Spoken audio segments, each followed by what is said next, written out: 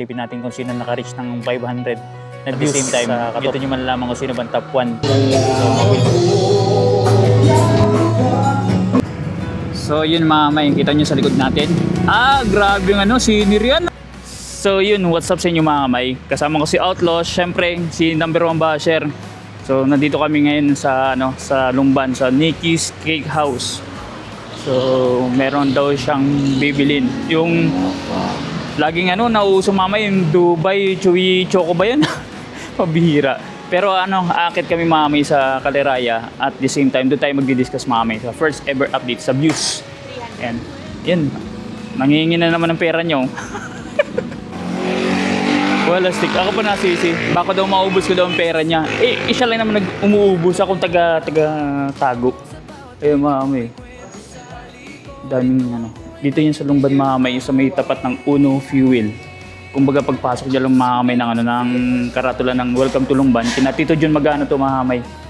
So may cake house dito. Ayan. Oh. Nakita niyo lang sa Facebook. Yan.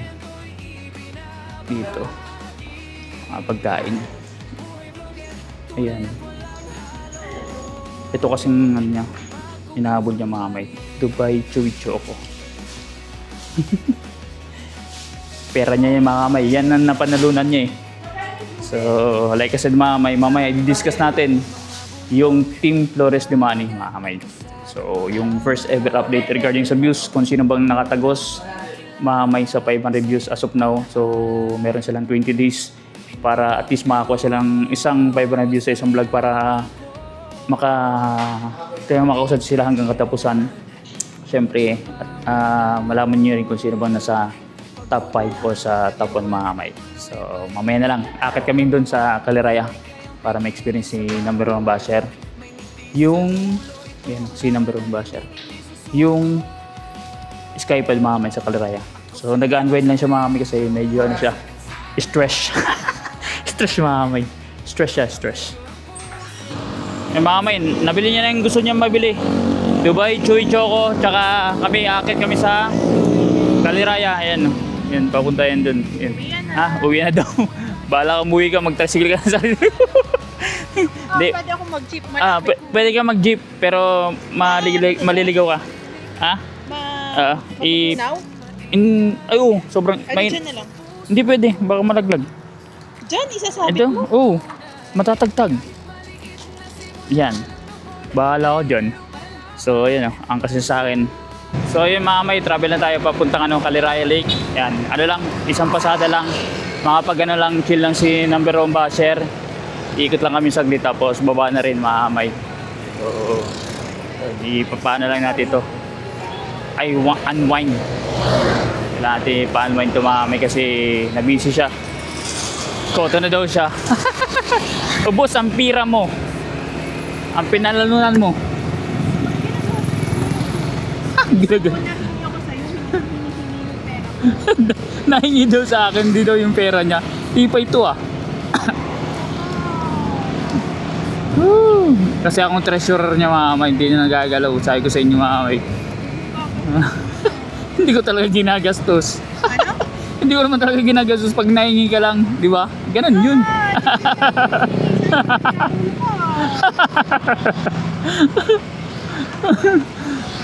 Diba? Ganun talaga yung maamay. 6:03 na. So, maliwanag pa naman. Maamay. Ayan, paakit na tayo. Yan maamay. Paakit na tayo. So, Caliraya. Yan. Dito rin kami galing maamay. Sabi ko sa inyo nung nag-church. Diyan kami kumain dito sa may kantuan mamay. Makikita nyo po kasi nag-iisa lang po yun na windmill dyan eh. Punong-puno ngayon eh. Ayan daming tao. Highlanders po yan mamay. Pero may Highlanders din sa taas. Para makita din yan ni number 1 basher. Ang dami nagpo-park dito kasi tingnan nyo mamay. Ang daming nag-walking. Kahit ganitong oras. Yung mga may ganitong sitwasyon, 6:12 ng gabi dito sa Kabinti papuntang Caliraya. Ang dami pa rin jogging. So malapit na tayo mga may sana natin pupuntahan sa Caliraya Skypad para taas dun sa Caliraya Lake Mamay para at least ano, makita ni number 1 basher yung, ano, yung place, diba? First time niya pala. At may jeep dito Mamay kung gusto niyo mag-commute. Ayan, sa unahan. Kaso lang punuan yan. Sa Santa Cruz, Laguna mga may palengke. Yung ano yan, yung pinaka-terminal. So may tabi ng tag ito, ng BPI. Nag-iisa lang po ang BPI doon. So Caliraya Heights. Pag once nag-stay kayo dyan, mga may overlooking ang bundok. Ang ganda. Yan ang mga restaurants. Dami yan. Yan mga may, yan ang Dibos Restaurant. Kasama ko yan dati mga may na nagpapares ako. Ito kasi yung pinaka-main nila. Overlooking dito sa ano. Kaya pakita natin kay number 1 basher mga kamay.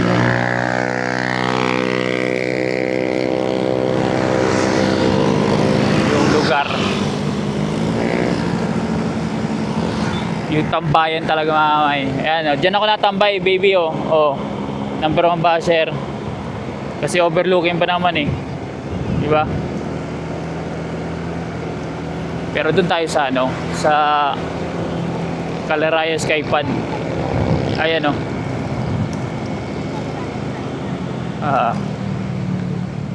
Yung Caliraya Sky. Ayan mga may Caliraya Skypad.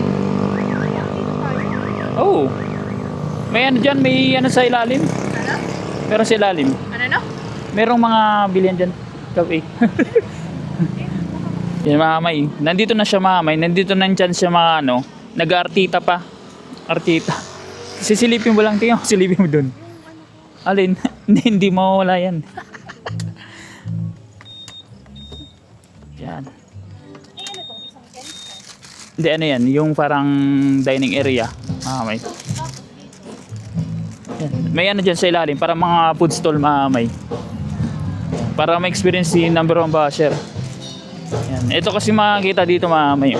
Wala pa daw, cheap. Ayan o. Yan ang makikita nyo dito pag once nagpunta kayo dito. Diba? Ganda. Dito yung mga ano, kainan. Yung kainan dito mga food stall.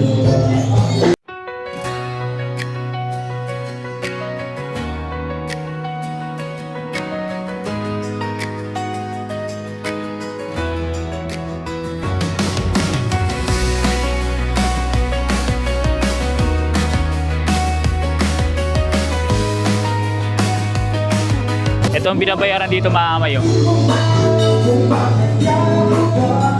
Hawak ang kamera, lakbay kung saan.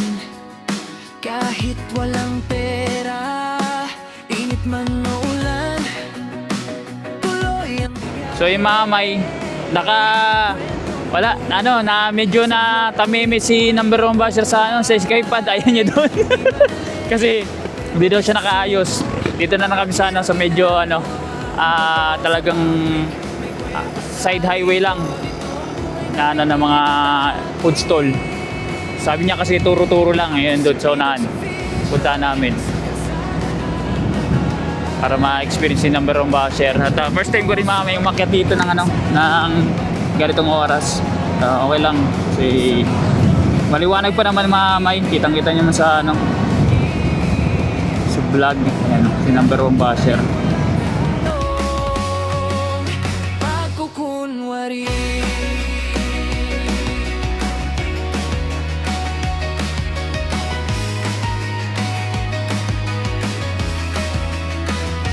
Mga bundok, dagat at kasadang mahaba, mga taong nakilala. So yun mga may, kita nyo sa likod natin. Grabe yung ano, scenery ano. Ang ganda ng ano. Haring araw, palubog na.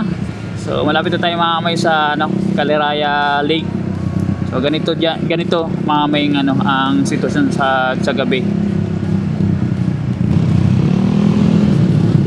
Makikita ni number 1 basher yung ano, yung mga food stall sa highway, sa ano, side highway. Isang ano na lang, kurbada na lang. So May Yamsi dun mga may Yamsi dito. Dun sa dinaanan natin, dalawang branch. Yan yata pinaka-main. Diyan nagkakilala si na Tim din kasi yan si Andrea eh. Yan nabansagan sila na Yamsi. Ayan, Caliraya Lake mga may. Dito na.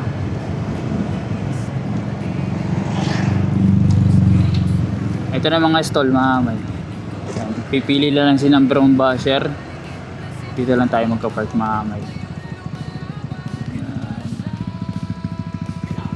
Ayan mga may, dito nga kami. Dito na, nabubula ko. Dito na kami yan ni number 1 basher. Ayan, dito na siya no. Bibili ng food. Ayan, mga turo-turo. Ayan. Turo-turo. Ganito pagkagabi mga may. Alas 6:25 ng gabi. Yung pupunta ko dyan mga may biskota, baka bukas. Yan, maliwanag pa mga may kasi nakaano tayo. Super night or ultra light. Ang sarap. Ah, kainan din. Ano mga may. First time ni number 1 basher makapunta. Yung mga may, nagpapaluto muna ng ng kikiam yata at saka squid ball si number 1 basher. So dito tayo sa tabi ng Caliraya mga may gabi. So 6:30 na ng gabi. Ayan o. Very refreshing mga may. So itong lake tapos at tapat yung mga food stall mga may sa sa mga side highway mga may kasi national highway to eh. Dito sa Kabinti, Laguna. Hindi ko lang kung national highway or local road mga may. Dami niyan mga may, kabilaan yan. Hindi ko alam kung hanggang anong oras sila kasi first time ko makapunta dito mga may ng ganitong oras. Usually nasa lang ako lagi 5 o'clock, 5:30. So ngayon 6:30 na, mag-7 na. At gusto nga sabi ko nga sa inyo, gusto mag-unwind yan ni number 1 basher. Kaya kung gusto niyo mag-unwind dito yun. Yun mga may, kunin ko lang ang motor kasi medyo napalayo kami number 1 basher. Doon siya bumili. Balik tayo din sa ating mot-mot. Kunin ko lang si mot-mot.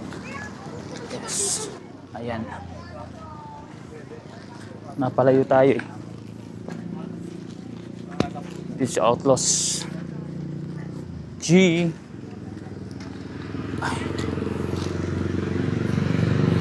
Ay mga may, ang liwanag di ba? Naka ultralight o super night.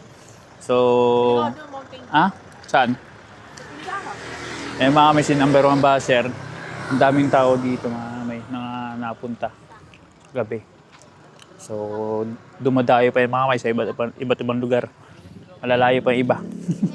Yung iba taga rito lang din. Pero malayo din kasi mga may ang Kabinti na ang pinakabayan. Kaya kailangan ninyo ng transportasyon dito. Bilihan daw akong soft drinks mga may. Yung mga may biglang nagaya si number 1 basher, okay na daw siya. Kasi busog na eh. Parang ano yan mga may, parang sawa. Parang sawa yan si number 1 basher. So, baka maya-maya na tayo mag-update mga may sa views. Kasi walang spot dito na na parang okay ba. So, kumaga madilim eh.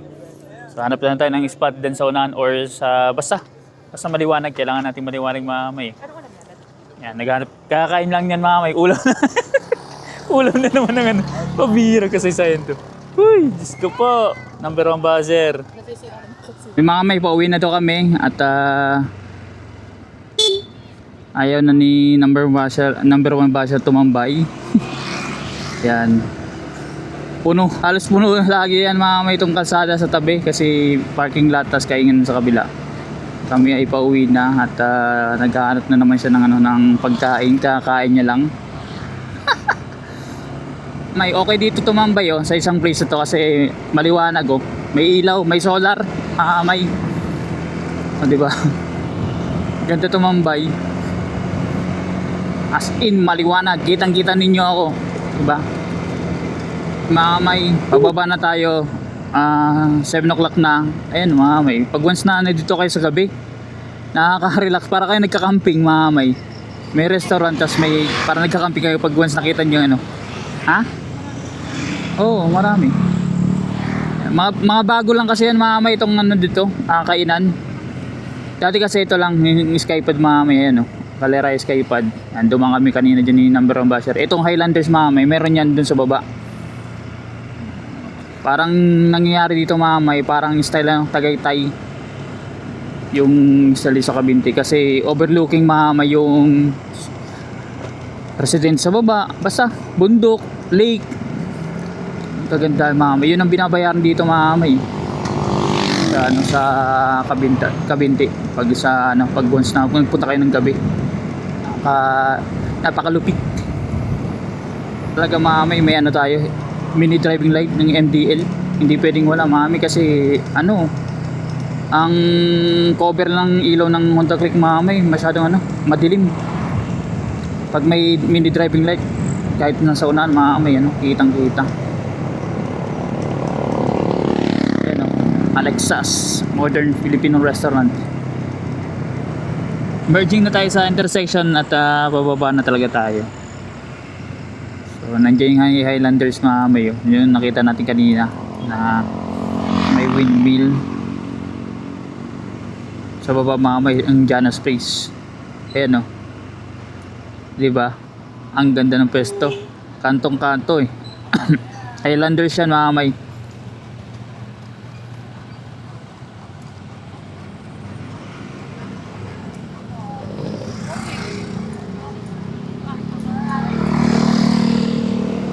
So yun, what's up sa inyo mga kamay, dito ako sa labas. Ayan, nakatambay tayo dito sa bayan at dito na tayo mag-update mga kamay sa first ever views update ng Team Flores de Mayo. Sisilipin natin kung sino naka-reach ng 500 na views sa 14 na kalahok at kung sino pang hindi. At the same time, dito nyo malalaman kung sino bang top 1. So mabilisan ito mga kamay, 14 po sila. At dito ko ginawa sa vlog mga kamay para at least ano, mapakita natin sa mga viewers may yung estado when it comes sa views kasi yung revenue sa live natin ano ginagawa. So anyways mga may 14 po sila mga may. So bale 6 lang po ang pumasok na meron ng 500 views and above. So either na nakaisa silang vlog or dalawa o many times mga may, 6 lang po. So yung 7 to 14 14 sila, bali 8 mamay, hindi pa po nakakapasok sa or hindi pa sila nagkakaroon ng kahit isa na 500 views sa kanilang channel. So umpisa natin kay Tito Pogs Travel Adventure, wala pa po, naka 10 vlogs sa si Tito Pogs. Idol TV, 2 vlogs pero wala pang 500 views kahit isa. Si Kamam Siem Bogat TV, 6 na vlogs pero wala pa rin 500 views kahit isa. Si Sniper Dudes TV, 10 vlogs pero hindi pa po siya nakakuha ng 500 views kahit isa. Si Makisang Pobre, 4 na vlogs pero wala pa rin 500 views kahit isa. Si Chong Jebot, 3 vlogs pero wala pang 500 views kahit isa. Si Kalabas TV, 6 na vlogs pero hindi pa rin po nakakuha ng 500 views kahit isa. At si Boy Tripping Vlogs mga may, 7 vlogs pero hindi pa sila nakakuha ng 500 views kahit isa. So anyways mga may, dito tayo sa 6 in order. Ang number 6 mga may sa ating listahan, si Mark Jowaray. Meron na siyang 694 na views kasi nakatalisod na siya. Ito, nag-iisang vlog pero naka-12 vlog na po siya. Pero isa lang pong nakakuha siyang 694 na views isang vlog. So pasok na siya hanggang katapusan. Next mga may, si Kagrasa TV, 2,174 na views. At number 5 po yan. 8 vlogs na po si Paring Kagrasa. So, ang ating number 4 mga may, si Noggers TV. So, munti ka na masibak mga may. Pero anyways, nakapasok pa rin. 4,106 na views. Naka-sham na po na vlog si Noggers, si Boy Duende. So, ang nating number 3 mga may, si Gagamboy Kure. 4,817. Meron siyang 6 na vlogs. Siyempre, ang ating number 2 mga may, si Duday, si Miss Cyril, 9,900. Pero 3 vlogs pa lang po. Ang lakas ni Cyril mga may sa when it comes to vlogs mga may. Kaya kailangan niya talaga mag-focus yan para ma-maintain niya ang challenge niya at magkaroon siya ng revenue na maayos when it comes to vlogs. Siyempre, ang ating number 1 mga may, si Katuba Official, si Loverboy. Meron siyang 43,744 na views. Naka 8 vlogs na po si Katuba mga may. Halos nag-average si Katuba ng 4,500 na views kada vlog mga may. So anyways, Maaga pa naman, meron pa silang 12 days, 6 days pa lang ngayon, 14 days to go. Doon sa mga wala pang 500 views, kahit isa, sikapin nyo mga may within 14 days, kahit isa man lang para makaabot kayo sa hanggang katapusan.